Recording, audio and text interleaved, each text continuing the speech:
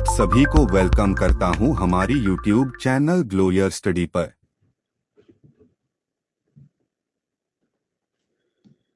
Good evening everyone, good evening. क्या हाल चाल है जी आप सभी के? कैसे हैं दोस्तों आप सभी लोग?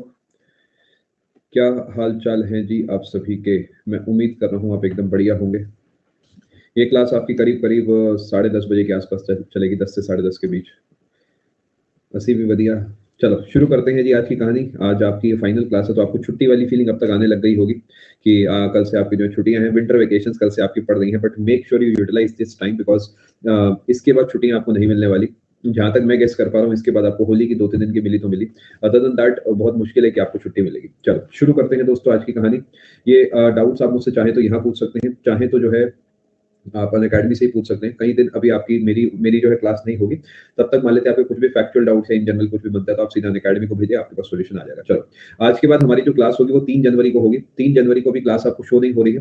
पूरे चांसेस है मैं 3 तारीख को ही क्लास लूंगा। 3 और 4 को जो है हम मेनली फोकस करेंगे हिस्ट्री और बायोलॉजी के ऊपर, यानी कुछ क्लासेस इसमें हिस्ट्री होंगी, कुछ क्लासेस बायो, इसी तरीके दोनों दिन चलेगा। फिर 5 तारीख से जो है हम ज्योग्राफी केमिस्ट्री पे फोकस करेंगे और एक क्लास में सुबह आपकी ऐड कराऊंगा जो कि आइदर हिस्ट्री और बायोलॉजी में से कोई सी एक होगी। ठीक है, मतलब आपकी क्लासेस की फ्रीक्वेंसी थोड़ी सी बढ़ जाएगी और हफ्ते में आपको 1 या 2 जो है छुट्टी मिलेगी। चलो शुरू करते हैं दोस्तों कहानी। ठीक है, डाउट्स का जो क्वेश्चन टैब है आपको बंद कर दिया जाएगा 2 मिनट के बाद, क्योंकि ये जो सेशन है this is not a doubt clearing session. आप देख सकते हैं इसमें आपको प्रॉपर सेशन का नंबर है, यानी आपको इसमें कंटेंट कवर कराया जाएगा। छोटा सा टॉपिक हमने पूरा करना है यहाँ पर, और गांधी जी वाला एक आध चीज आपको और बताऊंगा मैं, उसके बाद जो है मैं आपको फ्री कर दूंगा। चलो शुरू करते हैं जी आज की कहानी। चलो चलिए शुरू करें। हम पिछले सेशन में जो हमने 1 से लेकर 3 बजे तक क्लास लगाई है तो महात्मा गांधी जी के बारे में पढ़ रहे थे और गांधी जी की जिंदगी के बारे में हमने काफी कुछ सीख लिया था। लास्ट मोमेंट वो था जब गांधी जी भारत आ गए थे। आपको शायद याद होगा बॉम्बे के अपोलो पोर्ट में पहुंच चुके हैं और एनआरआई डे मनाया जाता है 9 जनवरी को हर साल, क्योंकि 9 जनवरी 1915 को भी गांधी जी जो है भारत आए थे। यहाँ तक हमने डिस्कशन कर लिया। ठीक है, चलो शुरू करते हैं। देखिए आने के बाद जो है 1915 में गांधी जी ने बनाया था साबरमती आश्रम। गांधी जी फाउंडेड साबरमती आश्रम। ये कहां पर है साबरमती आश्रम? पेपर का डायरेक्ट सवाल पूछा जाता है। देखिए गांधी जी के जीवन से जो भी सवाल बनते हैं, अधिकतर सवालों के आंसर हमें ऑलरेडी पता होते हैं, बट नोट्स में लिखने से क्या है ना, थोड़ा कॉन्फिडेंस आ जाता है। बहुत बढ़िया। 1915 में गांधी जी ने साबरमती आश्रम जो है बनाया है, ध्यान रखेंगे आप इस बात को। उसके बाद कहानी आगे चलती है और मुझे कोई बता सकता है बेलगांव सेशन हुआ था एक, उस सेशन में गांधी जी ने जो है लीड करा था। बेलगांव सेशन कब हुआ था अब मैं नहीं बताऊंगा दोस्तों, मैं ब्लैंक छोड़ दूंगा, आपने ना बताया था। बेलगांव सेशन के प्रेसिडेंट बने 1924, गोली माफिक सही आंसर, प्रेसिडेंट बने। पेपर का बहुत इंपॉर्टेंट सवाल है। ठीक है, आपने नोटिस करा कि मैंने सिंपली डिलीट कर दिए सत्याग्रह, जिसके लिए गांधी जी हमारे दिल में बसे हैं। मैंने पढ़ाया ही नहीं, वो सीधा 15 से 24 आगे, क्योंकि वो मैं अलग से आपको पढ़ाऊंगा। एक बार ये पूरा बेसिक वाला पोर्शन खत्म करके फिर हम अगले पेज को उसे अलग से पढ़ेंगे। ठीक है जी, चलो 1924 में बेलगांव सेशन के प्रेसिडेंट बने, ये आपको पता होना चाहिए। और इन्होंने कई सारे काम करे, जैसे 1931 में इन्होंने साइन करा गांधी इरविन पैक्ट। 5 मार्च को करा तो सेम बात 10,000 बार नहीं बताएंगे, बहुत बार बता दी है इस बैच में, हम इसे आगे लेके चलते हैं। उसके बाद 1931 में इन्होंने पार्टिसिपेट करा in second round table conference. Again ये भी बात हो चुकी है। कहां पे गए थे जी? लंदन गए थे। 1942 में इन्होंने लॉन्च करा क्विट इंडिया मूवमेंट। सत्याग्रह जितने भी हैं, चाहे वो खेड़ा है, अहमदाबाद है, चंपारण है, सब आपको अलग से पढ़ाया जाएगा। ऐसा किसने कहा बेटा कि आज मॉडर्न खत्म हो जाएगा? पूना पैक्ट भी पढ़ाया जाएगा साइको। देखिए बहुत सारी इंफॉर्मेशन आपको स्क्रीन पर नहीं दिख रही होगी, जो टॉपिक्स में अलग से पढ़ाऊंगा वो मैंने यहाँ पर नहीं लिखे, तो घबराने की जरूरत नहीं। ऐसा किसी ने नहीं कहा है कि मॉडर्न खत्म हो जाएगी। गुड इवनिंग, सभी का स्वागत है। क्वेश्चन टैब आपका बंद हो जाएगा। चलो बेटा बाकी क्लासेस शो नहीं हो रही, टॉम आप चिंता ना करें। अरे भैया तुम्हारे दिमाग में भी सबके अलग ही केमिकल बना हुआ है, बसा हुआ है, पता नहीं क्या है। हाँ खत्म हो गई, और बताओ। अरे मेरे भाई क्यों इतना परेशान होते हो? तुम पे और कोई टेंशन नहीं है तो मुझसे टेंशन ले जाओ थोड़ी सी। मेरे पास बहुत टेंशन है। मुझे बहुत टेंशन होती है आप सबकी, थोड़ी सी टेंशन ले जाओ। अगर टेंशन नहीं है और अपनी टेंशन है तो उस पे काम करो, ये क्लासेस व्लासेस ऐड कराने से मेरा काम है, ठीक है? चलो आगे चलते हैं दोस्तों। अब बात कर लेते हैं इनके निकनेम्स के बारे में। गांधी जी के बड़े सारे निकनेम्स थे। आपको शायद पता होगा गांधी जी को शौक था दूसरों के भी निकनेम गांधी जी बहुत रखते थे। पता है आपको ये बात? मतलब गांधी जी थोड़े से मजाकिया थे। ये सच में है, ये मतलब उनकी एक कहावत भी है। उन्होंने एक बार कहा था कि अगर मैं मजाक नहीं करूंगा ना, अगर मैं थोड़ा मेरे में सेंस ऑफ ह्यूमर ना होता तो ना जाने कब का मैं सुसाइड कर चुका होता। जी गांधी जी माना जाता है, गांधी जी ने कहा था कि अगर मेरे में सेंस ऑफ ह्यूमर ना होता, मतलब मेरे में एज मेरे में मेरी बात नहीं कर रहे हूँ, गांधी जी अपने बारे में बात कर रहे हैं, तो हो सकता है कि वो सुसाइड कर लेते, इतने उनके जीवन में जो है कष्ट थे। चलो निकनेम्स ऑफ गांधी जी थोड़ी सी बात कर लेते हैं। अरे भैया चलें आगे। सबसे पहले इन्हें राष्ट्रपिता किसने कहा था? राष्ट्रपिता। राष्ट्र देखिए इधर निकनेम लिखा गया है, इधर लिखा गया है कि सामने लिखा गया है किसने कहा। सुभाष चंद्र बोस जी ने इन्हें कहा था, ठीक है जी। राष्ट्रपिता समझते father of the nation, father of nation. ये तब कहा था जब इन 1943 रेडियो से, रंगून से भारतीयों को संबोधित कर रहे थे, एड्रेस कर रहे थे, जब तब कहा था ऐसा, ठीक है? फटाफट नोट करें। इन्हें महात्मा किसने कहा था? महात्मा, महात्मा गांधी जी बोलते हैं हम इन्हें। महात्मा शब्द दिया था रविंद्र नाथ टैगोर साहब ने।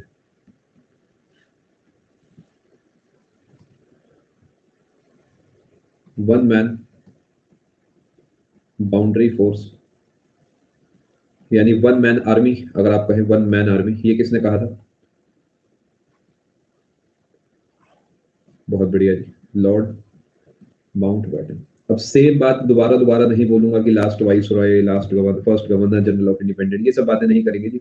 ये सब हो गई है, अब मैं उम्मीद कर रहा हूं आपको ये सब पता होगा।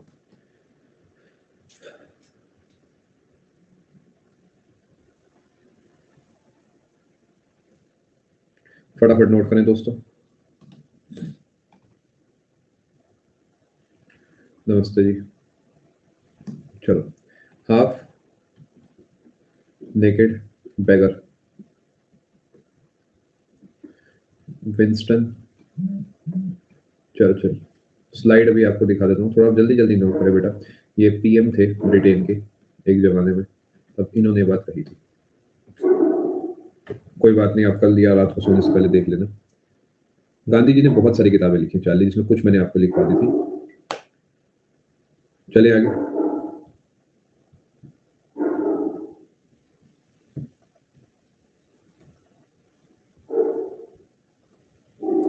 नहीं, पहले मैजिशियन शेख मुजीबुर रहमान। कोई बात नहीं मोइन, आप यहीं से क्लास लगाएं। हाँ बिल्कुल बोल्ड, जी हाँ यही गौरव, बिल्कुल सही। बांग्लादेश, देखिए बांग्लादेश तो था ही नहीं ना, ये तो बांग्लादेश तो बात की बातें हैं। फटाफट नोट करें। King of beggars, Pandit Madan Mohan Malviya.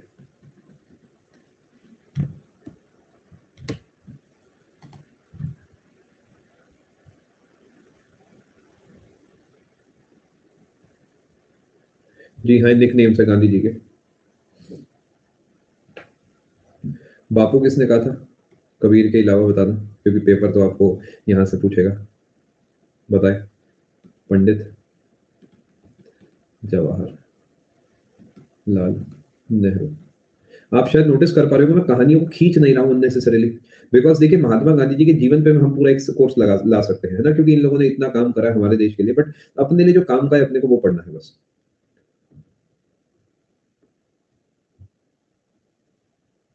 बेटा अंकित इसमें ना हिंदी इंग्लिश जैसा बेटा कुछ है नहीं। देखो जैसे मैं मैजिशियन कहूँ तो जादूगर हो गया। जादूगर किसने कहा? शेख मुजीबुर रहमान ने कहा। ये बांग्लादेश वाले, अगर आप बांग्लादेश के इतिहास पढ़ोगे तो वहाँ पे फाउंडिंग फादर्स के नाम पे आपको देखने को मिलेंगे। अधनंग या अधनग्न या फिर अधनंगा जो एक आप कहेंगे फकीर है, ये विंस्टन चर्चिल ने ताना मारते हुए कहा था, मजाक उड़ाते हुए कहा था इनका। और किंग ऑफ बेगर्स ये एक पॉजिटिव सेंस में कहा गया था, जिसका कोई नहीं है उसके महात्मा गांधी है, पंडित मदन मोहन मालवीय जी ने कहा था। बापू देखिए हिंदी इंग्लिश में बापू ही रहेगा, ये जवाहरलाल नेहरू साहब ने कहा था। तो मतलब इसमें बेटा ऐसा हिंदी इंग्लिश जैसा कुछ है नहीं। सब आई होप आप समझ पा रहे हैं ना। वन मैन आर्मी यानी एक ही आदमी काफी है इस देश को आजाद कराने के लिए, ये जो है कहा गया था मतलब माउंटबेटन के द्वारा। ठीक है जी, चलें आगे। यहाँ पर ए बना देता हूँ इसे। चलो आगे चलते हैं जी। अच्छा, एक थोड़ा सा इंपॉर्टेंट पॉइंट है, ध्यान से समझना होगा वरना गड़बड़ हो जाएगी। ठीक है, थोड़ा सा गड़बड़ हो जाएगी।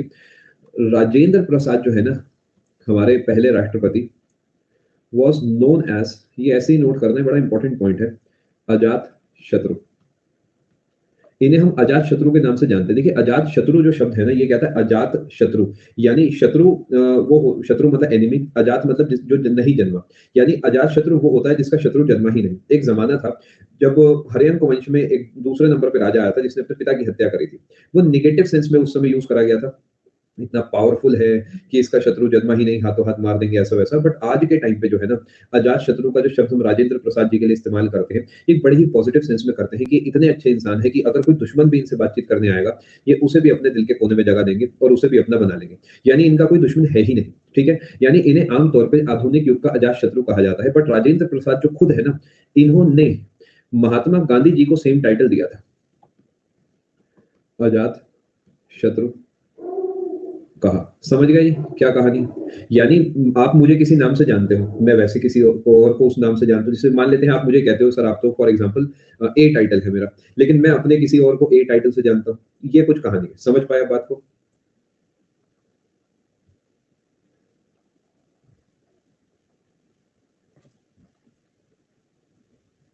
बहुत बढ़िया, बहुत बढ़िया शर्मा, बहुत बढ़िया। चलिए फटाफट नोट करें जी, आगे चलते हैं। इस शब्द का मतलब समझ जाना, अजात शत्रु का मतलब एक ऐसा इंसान जिसका शत्रु जन्मा ही नहीं। चलिए आगे दोस्तों, फटाफट नोट करें। जी हाँ बिल्कुल, ये राजेंद्र प्रसाद को आमतौर पे इस नाम से जाना जाता था, आमतौर पे जाना जाता था। हमें कुछ नाम पड़ जाते हैं, कोई एक जना नहीं कहता, पड़ जाते हैं नाम। चलते हैं दोस्तों, अब हम सत्याग्रहों की अलग से बात करेंगे। नई टेलर क्लासेस ऐड करा दी जाएगी, यहाँ पर हम सत्याग्रह की अलग से बात करेंगे। आपको भी बहुत बहुत मुबारक हो, very happy birthday and very happy birthday in advance and very happy new year. अच्छे से आप अपना बर्थडे मनाएं और बस सिलेक्शन ले लीजिए जल्दी से जल्दी। देखिए अलग अलग सत्याग्रह अब मैं आपको यहाँ पढ़ाने वाला हूँ। अगर मैं सत्याग्रह शब्द को पकड़ता हूँ तो अगर आप इस शब्द को ध्यान से देखते हो तो इसमें एक तो सत्य आता है, ट्रूथ, एक आग्रह आता है यानी जिसका आप साथ पकड़ के चलते हैं।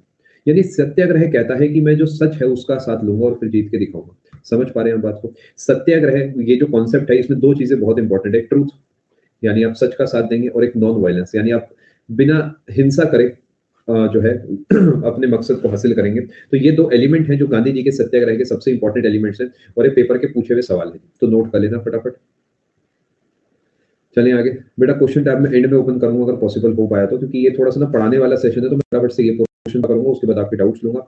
मैं पूरी कोशिश करूंगा मैक्सिमम डाउट्स में आपके लेके जाऊं। ठीक है जी, अब मैं आपको एक एक करके गांधी जी के जीवन से जुड़े सत्याग्रह के बारे में पढ़ाऊंगा, उतना पढ़ाऊंगा जितना जरूरी है। चंपारण सत्याग्रह। नहीं टेलर, आज ये कोर्स खत्म नहीं है बेटा। चंपारण सत्याग्रह, देखिए चंपारण जो जगह है ये आपको बिहार में देखने को मिलती है। छोटी से छोटी बात आपको पता होनी चाहिए, क्योंकि एसएससी कुछ भी पूछ सकता है। ये आपको बिहार में देखने को मिलती है, सेम हियर मदीना।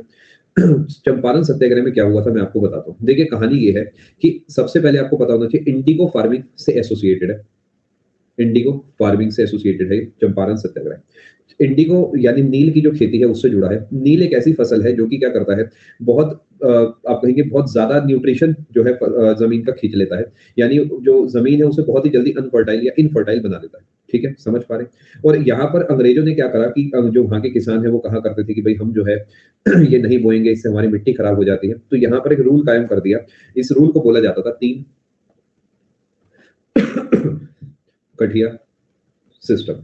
इसमें यह कहा गया कि आपको आपका जो भी इलाका है उसका 3/20वां पार्ट जो है उसमें आपको इंडिगो बोना ही पड़ेगा।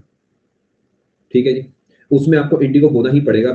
यहाँ पर आप गणित लगाओगे तो 15% के आसपास आता है, 15% एग्जैक्ट मान लो 15% आता है।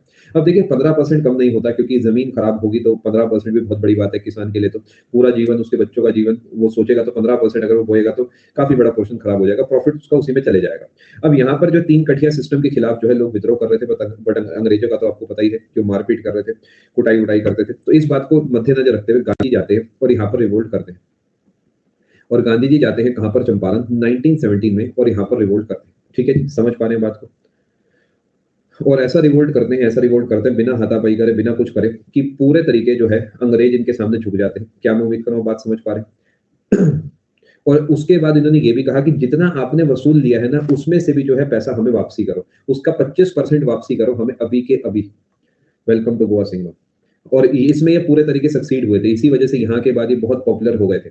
25% जो उन्होंने वसूला था वो उन्होंने वापसी भी कर दिया फार्मर्स को, और इसी वजह से जो है चंपारण के बहुत पास जो है बंगाल पड़ता है, वहां पे रविंद्रनाथ टैगोर साहब रहते थे, और उन्होंने जो है चंपारण सत्याग्रह के बाद ही जो है गांधी जी को महात्मा का टाइटल दिया था। क्या आप पहली बात को समझ पाए? पेपर जो पूछेगा वो बता देता हूँ साफ। इंडिगो से सवाल बनेगा, चंपारण से बनेगा, 1917 से बनेगा, 3 कठिया से बनेगा। बहुत मुश्किल बना तो ये बनेगा गांधी जी को महात्मा का टाइटल किसने दिया और कब दिया। इसके अलावा कुछ खास यहाँ से नहीं बन सकता। फटाफट नोट करें। प्रियांशु, जो ऑलरेडी वसूल चुके थे अंग्रेज, वो भी उसका भी 25% इन्होंने वापसी ले लिया। यानी अब देंगे तो नहीं, 25% वापसी भी लेंगे। रविंद्रनाथ टैगोर ने बेटा पिछले पेज बताया, देखो सब लिखवाया मैंने आपको। ये देखो महात्मा का टाइटल किसने दिया, इसलिए पहले लिखवा दिया मैंने। अब भी ऋषि आप, मैं कंटेंट कवर करता हूँ, फिर पॉसिबल हुआ तो आपसे जरूर बात करके जाऊंगा। दूसरे नंबर पे अहमदाबाद। आप लोग कल कहाँ थे सभी लोग? कल मुझे लगा कल आपके डाउट क्लियर होगा, इसलिए तो मैंने कंटेंट की क्लास रखी। मुझे पता होता अभी भी आपके डाउट है तो मैं ये क्लास भी डाउट क्लियरिंग सेशन रखता। लाहौर भी लाखों। कल कहाँ गए थे आप घूमने के लिए?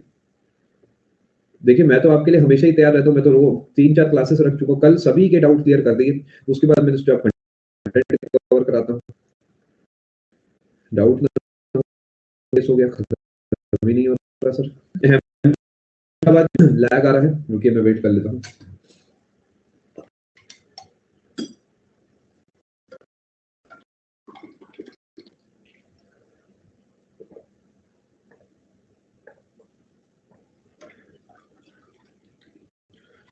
चले जी आगे। एक बार बताएं, मैं बोल रहा नहीं हूँ और बच्चे कह रहे वॉइस ब्रेक हो रही है, ये भी सही है। चले जी आगे। अहमदाबाद मिल मजदूर, यहाँ पर क्या है जी, सबसे पहला सवाल बनेगा कब हुआ? 1918 में हुआ। किस लिए हुआ? प्लेग बोनस दिलाने के लिए हुआ। ये एक बीमारी है, बीमारी फैली वहां पे, जो हम काम नहीं करेंगे। होता है ना जब कोई बीमारी फैलती है, जैसे मान लेते हैं कोरोना फैला हुआ है,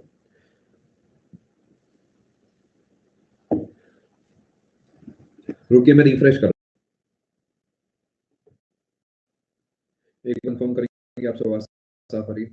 चलो प्लेग बोनस की बात जो है हम यहाँ पे कर रहे थे, ठीक है। देखिए अहमदाबाद मिल मजदूर आंदोलन लिख देता हूं मैं इसके आगे,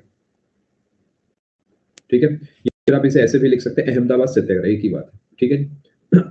प्लेग बोनस की थोड़ी सी मैं आपसे बात करूं, देखिए कहानी क्या है, समझने की कोशिश करते हैं। देखिए जितना ज्यादा कमेंट करेंगे उतने ही कम चांस है कि जाने से पहले आपके डाउट लिए जाएंगे, क्योंकि मैं टॉपिक्स तो जरूर पूरा कराऊंगा। जो टॉपिक मैं आपको पढ़ाने आया हूँ मिनिमम ये टॉपिक मैं आपको पूरा कराऊंगा, और उसके अलावा ये है कि मैं 1.25 घंटे बाद आपको फ्री भी कर दूंगा। अभी आपकी मर्जी है कि आप अच्छे से पढ़ रहे हो या हा हा ही कर रहे हो, ठीक है जी, क्योंकि मैं अपनी तरफ से कंटेंट आपको पूरा कराऊंगा। जितने अच्छे से पढ़ेंगे उतने ही ज्यादा चांसेस है कि आपके डाउट ले लिए जाएंगे, ठीक है। अभी खुल्लम खुल्ला इस तरीके अगर पढ़ना है तो इस तरीके में पढ़ा सकता हूँ, ठीक है। ये वाला मेरा रूप मत बाहर लाओ, क्योंकि आप ही का नुकसान है इसमें, है ना। चलो समझने की कोशिश करते हैं जी। अहमदाबाद सत्याग्रह या फिर अहमदाबाद मिल मजदूर आंदोलन, इसमें क्या हुआ था देखिए मैं आपको समझाने की कोशिश करता हूँ। सबसे पहले जो अहमदाबाद वाला सत्याग्रह है वो किससे जुड़ा था? वो मिल वर्कर से जुड़ा था, समझ गए जी। देखिए कहानी क्या है कि सबसे पहला सत्याग्रह जो है, यहाँ पर मैं आपके लिए अलग से एक नोट्स भी बना देता हूँ। जो चंपारण वाला सत्याग्रह है वो हुआ था 1917 में, और ये जुड़ा था फार्मर से, ये रट्टे मान लेना जी। और ये फार्मर से इंडिगो की खेती की वजह से जुड़ा था, 3 कठिया सिस्टम, ठीक है जी, यहाँ तक ठीक है। दूसरे नंबर पे जो हुआ था वो था हमारा अहमदाबाद वाला। अहमदाबाद वाला जो है 1918 में हुआ था, और ये जुड़ा है मिल वर्कर से। अब ये क्यों जुड़ा है मैं आपको पिछले पेज पे समझाता हूँ।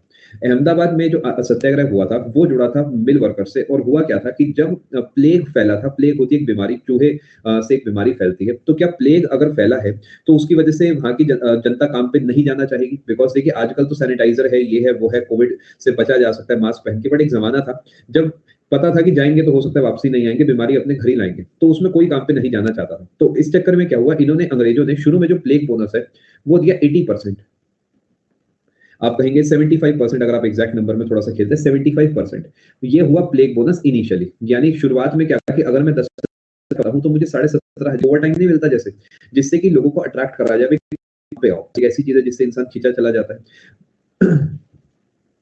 लैग आ रहा है, अरे यार आज क्या है, अच्छा थोड़ी लगता है।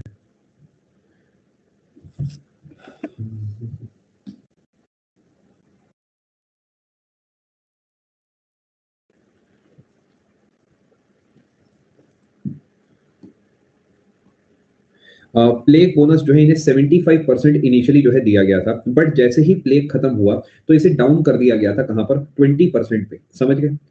यानी पहले इनिशियली 75 था, बाद में प्लान बन गया कि इसे 20% पे ले आएंगे। अब मुझे बताइए कि क्या इस तरीके डाउन करना सही है?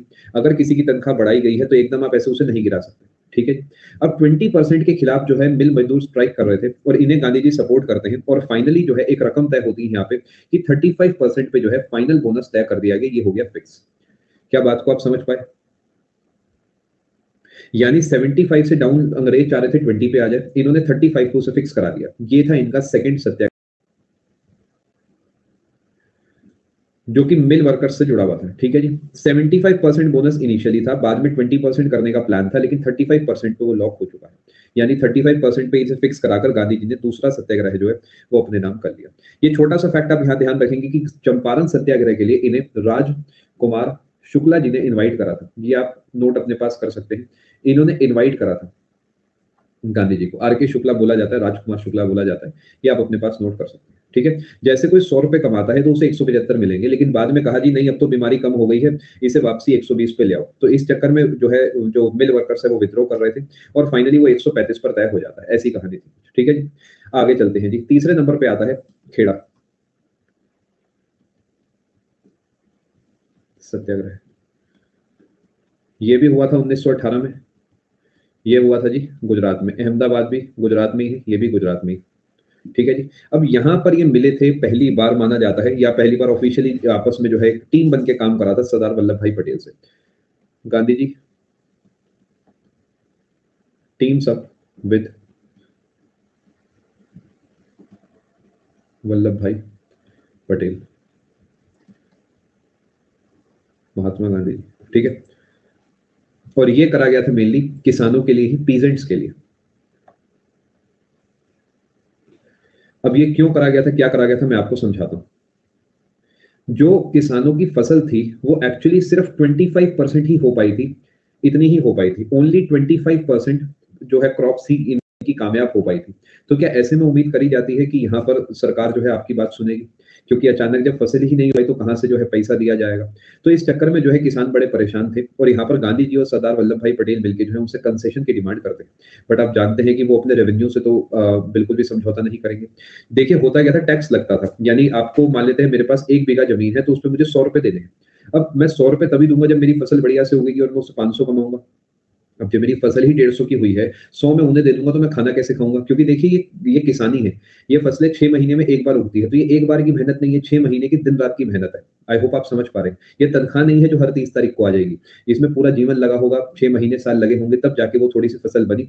उससे ज्यादा ऑलरेडी इनके ऊपर जो है खर्च हो चुका था, समझ पा रहे हैं जी बात को। अब इन्होंने भी यहाँ जाके जो है फास्ट अन टू डेथ करा, और जो अमीर फार्मर्स थे उन्हें भी इन्होंने कहा कि भाई आप भी जो है पैसा मत दो, समझ पा रहे हैं। यानी अगर बड़े बड़े फार्मर्स पैसा दे देंगे तो उसके चक्कर में क्या होगा, छोटे फार्मर्स को दबाया जाएगा, अंग्रेजों की उम्मीदें बन जाएगी।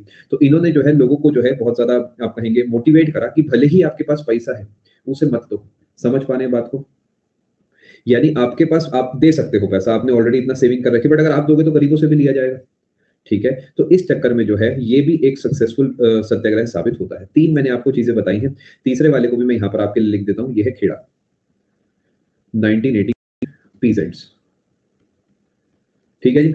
आगे चले दोस्तों, ये भी मतलब पूरे तरीके सक्सेस था ये भी।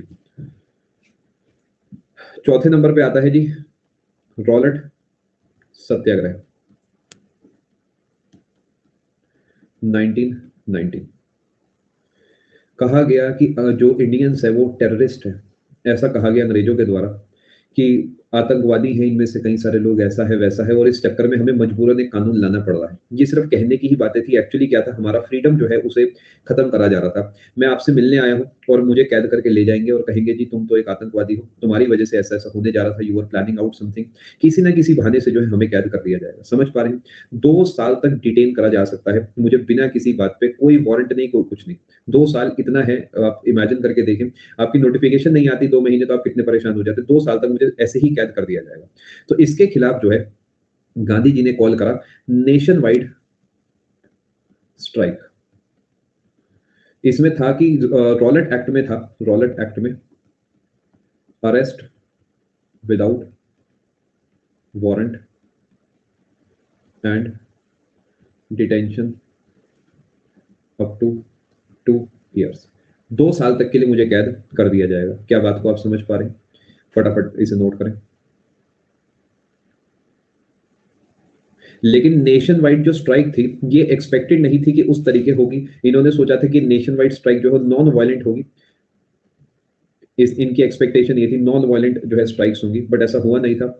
और आगे चलते हैं जी। इसके बाद क्या होता है जी, विड्रॉ कर ली जाती है, विड्रॉन ऑन 18 अप्रैल 1919। क्यों? क्योंकि 13 अप्रैल को हो गया था जलियांवाला बाग इंसिडेंट।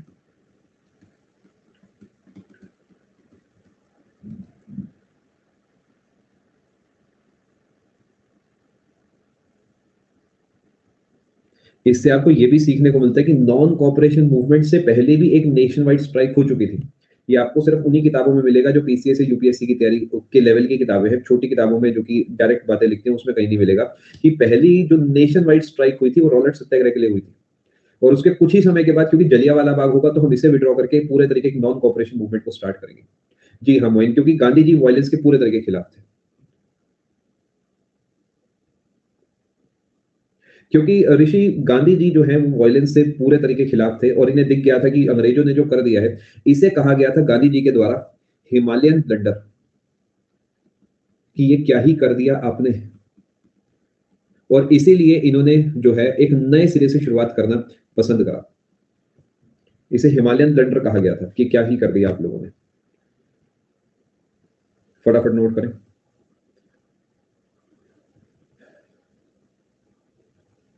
और ये जो स्टार्ट हुआ था ये 30 मार्च को स्टार्ट हुआ था, ये भी आपको मैं बताना चाहूंगा। 30 मार्च 1919 को हमने जो है स्ट्राइक की शुरुआत करी थी। स्ट्राइक एक दिन नहीं होती थी जैसे आजकल बैंकों की तो एक दिन हो जाती है। पहले स्ट्राइक शुरू होती थी, खत्म कहाँ होती थी ये नहीं आता सब, बस शुरू कर दो, खत्म जहाँ होगी वो होगी। चले देखिए, रक्षा पूरे देश में कानून आया जिस कानून में कहा गया कि किसी को भी जेल में डाल दिया जाएगा। उसके खिलाफ गांधी जी ने पूरे देश में आवाज उठाई कि हमें पूरे तरीके जो जो काम आप कर रहे हो सब कुछ बंद कर दो। बिकॉज जब तक लोग नहीं होंगे तब तक अंग्रेज पैसा नहीं कमा पाएंगे। भले ही आपको भी भूखा मरना होगा लेकिन अंग्रेज भी भूखे मरेंगे तो अपने आप ही अकल आएगी। इन बातों को ध्यान में रखते हुए कहा गया नेशन वाइड स्ट्राइक कर। ये स्ट्राइक 30 मार्च 1919 से जो है शुरू होती है रॉलेट सत्याग्रह के खिलाफ। बट 13 ही दिन के बाद जलियांवाला बाग इंसिडेंट्स में बहुत सारे लोगों की मृत्यु हो जाती है। और ये गांधी जी इस जलियांवाला बाग इंसिडेंट्स को हिमालयन ब्लंडर कहते हैं कि क्या कितना बड़ा ब्लंडर कर दिया आपने। और ये मजबूरी में क्योंकि और लोगों की मौत ना हो उसके लिए अभी के लिए इसे विड्रॉ कर लेते हैं, ये कहानी है। और फाइनली आगे जाके खिलाफत मूवमेंट जो है नॉन कॉपरेशन मूवमेंट के साथ मिलती है और फिर नए सिरे से हम इस चीज को लॉन्च करते हैं। ठीक है जी, फटाफट नोट करें।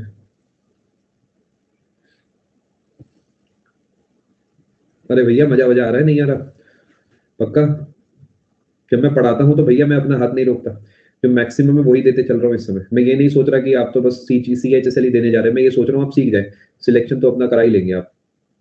हिमालयन ब्लंडर, ये एक ईडीएम टाइप हो गया ना कि बहुत ही बड़ा ब्लंडर कर दिया आपने। चले आगे। जलियांवाला बाग जो है, देखिए ये जलियांवाला बाग जो एक मीटिंग हुई थी, ये इसी के खिलाफ हमने क्या करा था, एक इलाके पे इकट्ठे हुए थे। अगर आप कभी स्वर्ण मंदिर जाते हैं, गोल्डन टेम्पल जाते हैं, हरमंदिर साहिब अमृतसर का जाते हैं, तो वहीं पे उसके बहुत पास में एक जगह है और उसमें लोगों ने सोचा था कि हम इकट्ठे होकर प्रोटेस्ट करेंगे। उसका एक ही दरवाजा था, उसे बंद कर दिया गया और जितने लोग थे, सब पे जो है गोलियां चलवा दी गई थी। ये कहानी है जलियांवाला बाग की। एग्जाम ओरिएंटेड वे में अपने से डेट पूछा जाता है, ईयर पूछा जाता है, किस चीज के खिलाफ हुआ था ये पूछा जाता है। आगे चलेंगे, आगे चलते हैं। खेड़ा के बाद हम यहाँ पे रॉलेट लिख सकते हैं 1919, इसमें कानून के खिलाफ, कानून के खिलाफ। इसके बाद होता है जी खिलाफत मूवमेंट, ये भी 1919 में ही।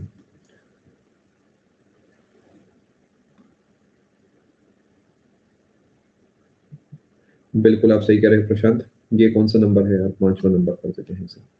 देखिए खिलाफत मूवमेंट में आपको खलीफा वर्ड दिख रहा है। ये जो खलीफा वर्ड है, ये आपने अगर इस्लाम मुझसे पढ़ा है या आपने शुरुआत पढ़ी है मुगलों की या फिर दिल्ली सल्तनत की, तो आपने खलीफा वर्ड कई बार सुना होगा। ये धर्म संबंधी बात है जो कि अल्टीमेटली पावर भी आपको देती है। इल्तुतमिश जो है उसे खलीफा नहीं कहा था कि तुम सुल्तान हो, यानी उसे पावर भी दी, उसे धार्मिक तौर पर भी उसे मजबूत बनाया। जब वर्ल्ड वॉर वन हुआ, वर्ल्ड वॉर वन चल रहा है, खत्म हो चुका है, फॉर रेफरेंस 1919 आ चुका है, जिसमें ब्रिटेन जो है टर्की के खिलाफ हो जाता है। ठीक है, और ब्रिटेन ने साफ साफ कहा कि जो टर्की का सुल्तान है उस समय, जो कि ऑब्वियसली खलीफा भी होगा वहां का, इस सुल्तान ये सुल्तान ही वहां का भाई सबका खलीफा हुआ करता था। कहा कि ये जो सुल्तान है खलीफा नहीं है वहां का। समझ पा रहे हैं, यानी खलीफा नहीं है वहां का। अब देखिए अगर किसी के धर्म संबंधी आप कोई हरकत करोगे तो उसे जरूर गुस्सा आएगा। तो इस बात को ध्यान में रखते हुए पूरी दुनिया में जहां जहां पे ब्रिटिश कॉलोनी थी और जो लोग खलीफा को अपना खलीफा सुल्तान हेड मानते थे, सभी लोगों ने क्या करा, ब्रिटेन ब्रिटेन के खिलाफ जो है बगावत करी। ब्रिटेन ने कहा कि जो टर्की का सुल्तान है जो कि खलीफा भी है, वो खलीफा नहीं है। तो जो लोग उसे खलीफा मानते थे और जो ब्रिटेन के कॉलोनीज में रहते थे, वो डेफिनेटली उनके खिलाफ जाएंगे। तो ये जो है खिलाफत मूवमेंट है। ठीक है जी, बात को आप समझ पा रहे हैं। अब हुआ क्या, वो सीट खाली हो गई, यानी कोई खलीफा ही नहीं है। अब ये तो देखिए बहुत दिक्कत वाली बात है। तो इसका मतलब ये है कि यहाँ पर गांधी जी जो है मुस्लिम्स को सपोर्ट करेंगे। गांधी जी सपोर्टेड मुस्लिम्स, यहाँ पर सपोर्ट हुआ और इसी के साथ कंबाइन हो जाएगी आगे चल के हमारी नॉन कॉपरेशन मूवमेंट। फटाफट नोट करें।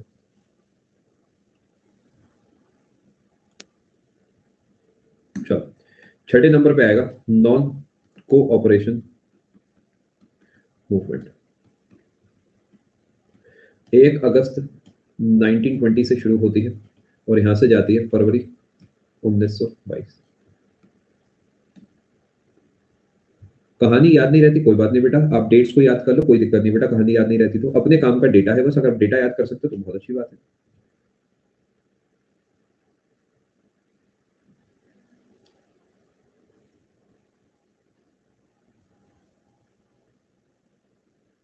नहीं अभी के लिए इतना ही है इनके बारे में बेटा, कुछ अगर स्पेशल होगा तो मैं आपको जरूर पढ़ाऊंगा, बट इतना ही है मूवमेंट में, इतना ही है और कुछ नहीं है।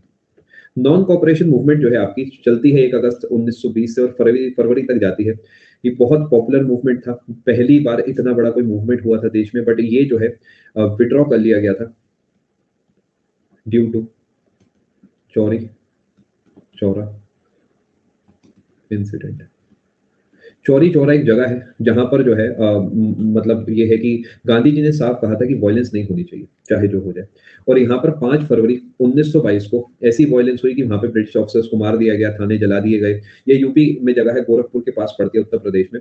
और इस बात से खफा होकर गांधी जी ने जो है पूरे तरीके विड्रॉ कर लिया ये नॉन कॉपरेशन मूवमेंट। आपसे यहाँ पे गिने चुने सवाल पूछे जाते हैं, कब लॉन्च हुआ, कब खत्म हुआ, किस चीज के लिए विड्रॉ करा, चौरी चौरा कब हुआ, चौरी चौरा कहां पर है, किसने लॉन्च करा नॉन कॉपरेशन, किससे जुड़ा है नॉन कॉपरेशन, खिलाफत मूवमेंट से जुड़ा है। ठीक है, नॉट इंपॉर्टेंट हैप्पी। आगे चलते हैं।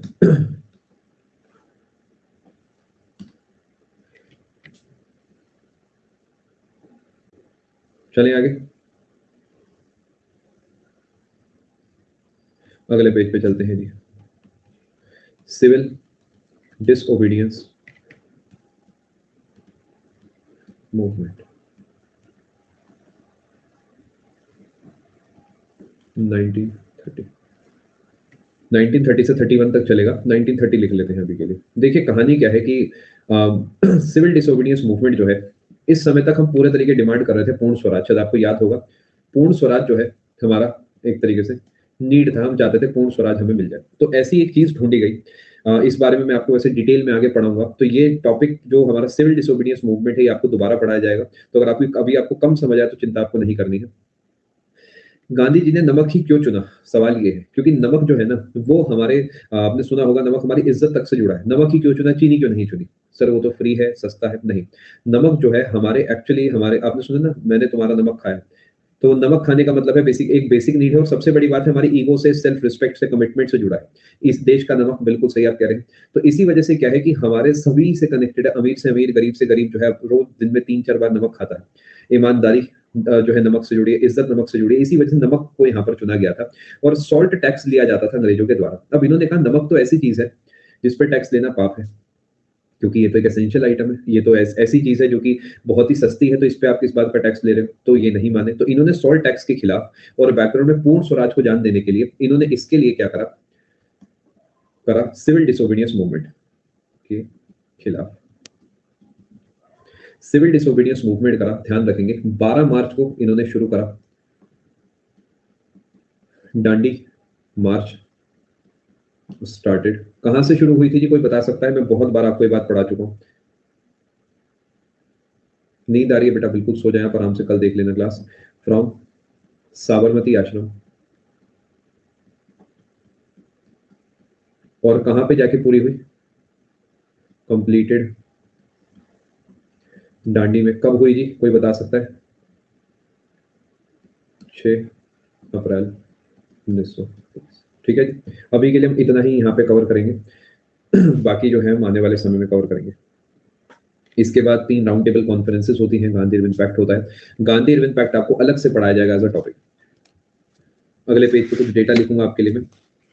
फाइनली आगे चलते हैं। ये बहुत दिक्कत होती है पूरे देश में। 1931 में 5 मार्च को साइन होता है Gandhi Irwin pact. Gandhi Irwin pact as a topic पूरा अलग से आपको पढ़ाया जाएगा। फटाफट नोट करें जी।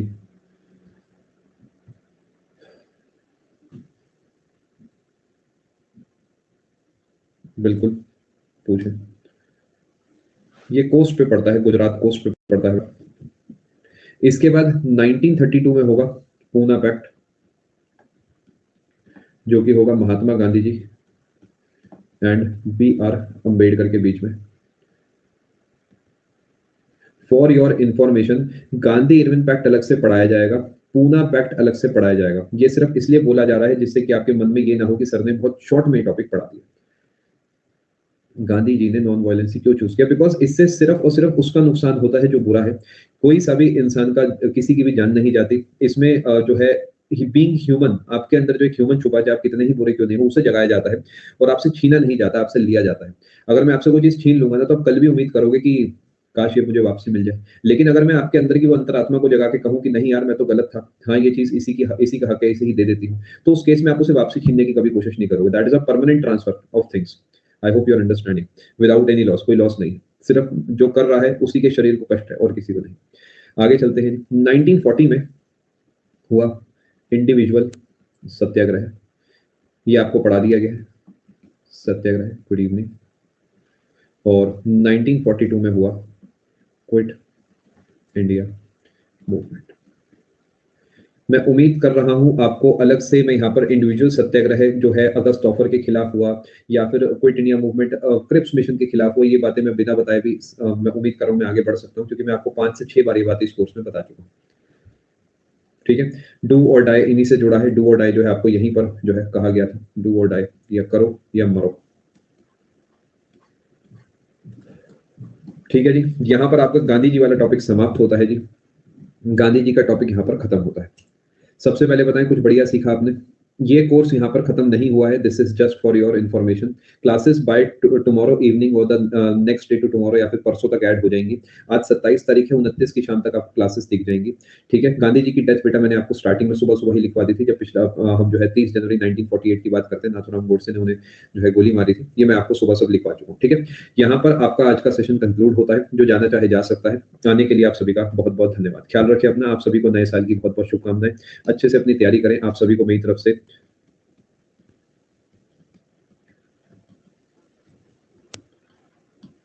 Very happy new year. ठीक है जी, बहुत बहुत मुबारक हो आपको, अपने परिवार को भी मेरी तरफ से विश करना। ऊपर वाला आपको बहुत सारा अच्छा अच्छा ज्ञान बख्शे, आपको आपकी सेहत, आपके परिवार की सेहत को बिल्कुल ठीक रखे, और जिनसे भी आप प्यार करते हैं अपने परिवार में, और जिनसे आप कम प्यार करते हैं, जिनसे आप नहीं प्यार करते, सबको स्वस्थ रखे।